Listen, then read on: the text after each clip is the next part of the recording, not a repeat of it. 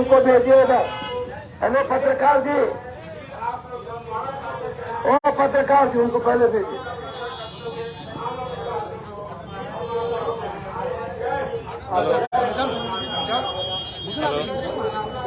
आयुष के पापा कहाँ हैं? सब पीछे होती है ना। कोई हमारा प्रवक्ता बोल रहा है हौसला अफजाई के लिए भाई आगे में कैसे आई है क्या? माँ आई है तो माँ को बुला लो।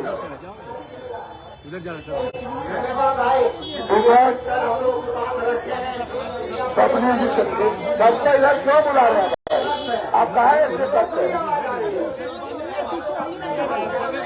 वो लोग थोड़े बंद करें, रिक्वेस्ट करिए।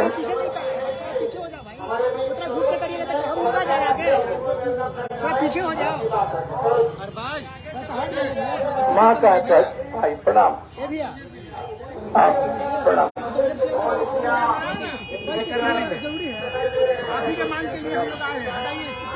देखिए, यह एक माँ है और जो सबकी माँ है, सबके लिए माँ है।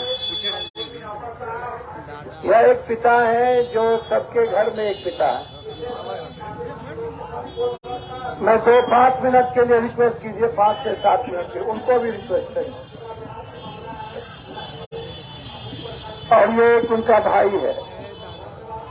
सभी लोग फतवा के बुजुर्ग गार्जियन यहाँ पर उपस्थित हैं। उनकी पीड़ा है समाज में जीवन की सबसे अहम जरूरत क्या होती है। जिंदगी की सबसे बड़ी जरूरत होती है पानी, हवा, अस्पताल, education, water, environment, health and education. Water भी मेरा दुनिया का सबसे ज्यादा प्रदूषित है, वर्ल्ड का पटना बिहार। इन्वायरमेंट भी वर्ल्ड का सबसे ज्यादा प्रदूषण यदि कहीं है तो पटना और बिहार के 9 स्टेट जिला है। आपस की मामा 7 और हेल्थ दुनिया का सबसे ज्यादा खराब इस धरती पर कहीं है तो भारत है। मेडिकल जो सबसे ज्यादा खराब है, कांची न्यूज सबसे ज्यादा जो खराब है, ये इसको आप ऐसे समझिए। 80 लाख 1000 करोड़ का एजुकेशन माफिया है तो माफिया है। दुनिया में सबसे ज्यादा प्राइवेट और हेल्थ माफिया भारत में ही क्यों है? इस पर कभी चर्चा हमारी सरकार नहीं करती। दुनिया में सबसे ज्यादा बिहार और हिंदी भाषी इलाके में सरकारी अस्पताल इतनी दुर्गति, इतनी बुरी स्थिति क्यों है? आम आदमी को मजबूरन प्राइवेट में क्यों ले जाना पड़ता है? वहाँ सीटी स्कैन नहीं है, अल्ट्रासाउंड नहीं है, एमआरआई नहीं है, एक्सरे मशीन नहीं है, जांच का लैब नहीं है, पैथोलॉजी नहीं है और लगभग doctor medical council of India के रूल को फॉलो नहीं करते हैं। वो कंप्लीट रूप से उनके लिए कोई कानून नहीं है। उनको एक बार मान लिया गया कि डॉक्टर भगवान होता है तो उसने अपने को स्वयंभू भगवान समझ लिया कि मैं भगवान हूँ, जबकि वो कतई भगवान नहीं हो सकता है। जो अपने प्रोफेशन से लेता है वो भगवान नहीं हो सकता। भगवान होता है, भगवान हम कहेंगे गुरु गोविंद को, जिसने दोनों बच्चे को कुर्बान किया, 2 बच्चे को शहीद किया। भगवान बोलेंगे कबीर को। भगवान बोलेंगे जिसने पूरी सखा को मिटा दिया कृष्ण को। भगवान हम उसको कहते हैं जो मानवता के लिए जीता है, मानवता के लिए अपने परिवार को कुर्बान करता है। भगवान उसको कहते हैं। भगवान हम उसको नहीं कह सकते हैं कि जो अपने कहीं से पैसे ला करके कुछ अच्छा चीज बनता है, हम उसको बहुत बेहतर इंसान कह सकते हैं, एक जीनियस कह सकते हैं। जैसे ये जीनियस डिप्टी कलेक्टर है। भारत में 4 स्टेट में 4था नंबर पर ये थे भारत के और सीनियर डिप्टी कलेक्टर। जब एक डिप्टी कलेक्टर के बच्चों के लिए इधर दर की ठोकरें खानी पड़ रही है, भीख मांगनी पड़ रही है, कभी आप सोचिए भारत के मिडिल क्लास आम आदमी के लिए क्या स्थिति होती होगी। एक माँ जो प्रोफेसर है, एक बिहार के सबसे अच्छे स्कूल में टीचिंग करते हैं एक भाई जो जीनियस है, एक माँ जिसके हस्बैंड ने एक बेहतर फतवा के स्कूल का हेडमास्टर हुआ करता था, जिससे न जाने हमारे कितने बुजुर्गों ने पढ़ाई की, आज उसकी दादी न्याय के लिए खड़ा हो। क्या यही सिविल सोसाइटी है? क्या यही कैंडल जलाने वाले लोग हैं? कहां गायब हो गए बिहार के वो कैंडल जलाने वाले लोग, सिविल सोसाइटी के लोग, जिसके बच्चों को लाठी और गुंडों के बदौलत डॉक्टर को बाउंसर की जरूरत क्या पड़ती है? 50 बाउंसर रखते हैं इस मेडिकल कॉलेज वाले, क्योंकि उसको जबरदस्ती पैसा लूटना है। हम आज ज्यादा नहीं बोलेंगे, बहुत पीड़े में हूं। ये छोटी घटना नहीं है, सारी बातों की जानकारी आपको उनके मां, उनके पिता और हमारे गार्जियन में भी हटेंगे। मैं मुख्यमंत्री जी को स्पष्ट कहना चाहूंगा, यदि आप समाधान निकालना चाहते हैं, और तेजस्वी जी आप स्वास्थ्य मंत्री हैं, मेरा आपको आग्रह है, सलाह नहीं है, आप बड़े लोग हैं, यदि आप सही में बिहार को बचाना चाहते हैं, ये फर्जी डॉक्टर, फर्जी नर्सिंग होम जो मेडिकल काउंसिल ऑफ इंडिया के रूल के तहत नहीं आता, उसको बंद कर दिया 48 घंटे के अंदर। अन्यथा आप लंबी लंबी बात करना, रात में निकलना बंद कर दी। कहीं दवाई नहीं मिलती।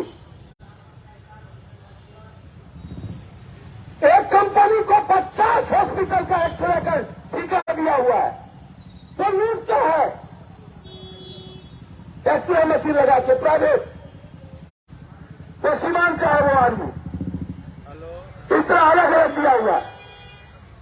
दवाई बाहर से खरीदना पड़ता है, यहां से लेकर बाहर तक धरना पर लोग बैठे हैं, आगे धरना पर लोग बैठे हैं, हर लोग मजबूरी में बैठे हुए हैं। ये धरना नहीं है, ये जिंदगी के लिए बदलाव का सबसे बड़ा सवाल है। यह आवाज सिर्फ हमारे कहना आयुष की नहीं है, हर उस मां के बच्चों के आयुष की है, जिसको लगभग 10% डॉक्टर को यदि छोड़ दिया जाए तो 90% डॉक्टर यहां लुटेरे हो चुके हैं, नर्सिंग होम लुटेरे हो चुके हैं, हर परिवार की जिंदगी तबाह कर चुका है, कोई सुरक्षित नहीं है। हमें मरने के लिए जाना पड़ता है, हम यदि जाएंगे जिंदा तो लौट के नहीं आ पाते। आ भी गए तो हम 50 लाख 1 करोड़ रुपया जिंदगी 2 लाख से हमारी शुरुआत होती है इलाज। इतना महंगा इलाज दुनिया में जब होगा, कौन सा घर बचेगा, कौन से परिवार के लोग बचेंगे? हमने कल भी कहा, फिर मैं कह रहा हूं, 20 कंपनी है जो 90% मुनाफा भारत का कमाती है। 100 लोग हैं जो दुनिया के भारत के 60% दौलत उसके पास है, जो जीएसटी देता है 3%। रेस्ट जो गरीब और मिडिल क्लास के लोग हैं, जिनके पास मात्र 3% दौलत है, वो जीएसटी देता है 64%। फिर भी ये नेता और बड़े लोग कहते हैं कि खैरात में हम देते हैं 5 लाख 10 लाख अनाज, जो 64% देता है। ये पूंजीपति जो 3% जीएसटी देता है, हम ही को गाली देता है। आज हालात अच्छे नहीं है। मैं सिर्फ मुख्यमंत्री जी, यदि आप दुनिया चेंज करना चाहते हैं तो आयुष के न्याय से दुनिया चेंज की, चौसा के न्याय से दुनिया चेंज की। यूरिया नहीं मिलती है, रात भर किसान रहते हैं, उसके न्याय से दुनिया चेंज की। हर क्वेश्चन लीक हो जाता है, उसके न्याय से दुनिया चेंज कीजिए। सरकारी स्कूल बर्बाद हो चुकी है, उससे दुनिया की न्याय चेंज कीजिए। ये इन पॉलिटिशियन को नारी खोखी की लड़ाई से, औरत हमारी जो गांव में होती है, किसी किसी बात पर बेचारी झगड़ा हो जाती है, उससे भी बदतर स्थिति इन पॉलिटिशियन की है। औरत का रेस्पेक्ट है, वो अपने बच्चों के लिए झगड़ता है। ये तो अपने बच्चों के लिए छोड़िए, ये अपने जिंदगी में अपने सत्ता के लिए झगड़ता है। और लगातार ये पॉलिटिशियन को इनके दर्द से कोई लेना देना नहीं, न एमएलए को, न एमपी को, न सरकार को, न विपक्ष को कोई मतलब नहीं। जो मीडिया ट्रायल होगा वहां ये लोग जाएंगे, डॉक्टर के खिलाफ कोई जात पात होता तब तो वहां जाते, कोई जाति के वोट के आधार पर मर्डर हुई होती तो जाते। सवाल डॉक्टर का है, जहां इसको वोट से कोई लेना देना नहीं है, इसलिए एक भी नेता इस इशू को छूना पसंद नहीं करते हैं। इसको समझ लिए है नंगा तार, इसको समझ लिए छुएंगे तो मर जाएंगे। इसीलिए लड़ाई छोटी नहीं होनी चाहिए। मैं चाहूंगा इस लड़ाई को एक छोटे से जगह फतुहा से बड़ी लड़ाई लड़ें और जरा सा भी आंख में पानी हमारे नेता और हमारे मंत्री को होगा, मेडिकल काउंसिल ऑफ इंडिया के रूल को फॉलो, सुप्रीम कोर्ट का जो गाइडलाइन है, जो बाईपास में कुकुरमुत्ते की तरफ नर्सिंग होम है, फतुहा में अन्य जगह, हमारे इस सिविल सोसाइटी के साथ साथ जो कुछ लोग हैं उनके साथ हमारे पार्टी के नेता, फतुहा के सारे लोग, हमारे लीडर, जिला अध्यक्ष सरदार जी, नवल जी से लेकर सब लोग, हमारे छात्र प्रदेश अध्यक्ष, महासचिव, राष्ट्रीय छात्र अध्यक्ष, सारे लोग यहां नैतिक समर्थन देने और साथ में बैठकर जनबाग के साथ अन्य पार्टी के लोग भी यहां पर साथ में हैं। हमारे इधर लीडर है, हमारे पीछे लीडर है, जो मोबाइल पे लगे हरिधर खान जी, हमारे प्रदेश अध्यक्ष राघवेंद्र कुशवाहा जी भी यहाँ आए हैं। हम लोग मरते जीते आयुष के न्याय के लिए जाना होगा, तो हमने कहा है आपको हाईकोर्ट में पीआई फाइल करना चाहिए यदि सरकार नहीं सुनती है। हम प्रॉपर वे में अपनी आवाज सरकार तक पहुंचाना चाहते हैं। हम उम्मीद करते हैं कि नीतीश कुमार जी आयुष की इस घटना और उस अस्पताल जिसमें कुछ नहीं है, ना एम्बुलेंस है, लाठी के अलावा कुछ नहीं है, न डॉक्टर है, न कुछ है, और उन्होंने जिस तरीके से पहले पिता को देखने दिया, बाद में गए तो चोट थी, इन्होंने व्हाट्सएप किया कि हमारे बच्चों को चोट है, कहा कि भूल से हो गई, आगे नहीं होगा। सब कुछ आदान प्रदान है, ऐसा नहीं है कि आदान प्रदान नहीं है। एक चीज और ऐसा कौन सा तुरंत में आ गया? आपने कभी सुना है कि नली में जाने से तुरंत शरीर का चमड़ी उभरने लगा? जब तक वो परिवर्तन, इसका मतलब है 2-3 दिनों से 4 दिनों से वो जिंदा नहीं था, उसको मार के समाप्त कर दिया गया था। पूरी इंक्वायरी टू दी पॉइंट हम एक एसआईटी जांच हाईकोर्ट के मॉनिटरिंग में चाहते हैं। हम चाहते हैं कि इस मां पिता के साथ साथ इस बच्चे और दादी मां के साथ साथ पूरे बिहार के सारे 13 करोड़ की आजादी इस मेडिकल माफिया और फर्जी डॉक्टर माफिया से मिले। मैं ऐसा चाहता हूं।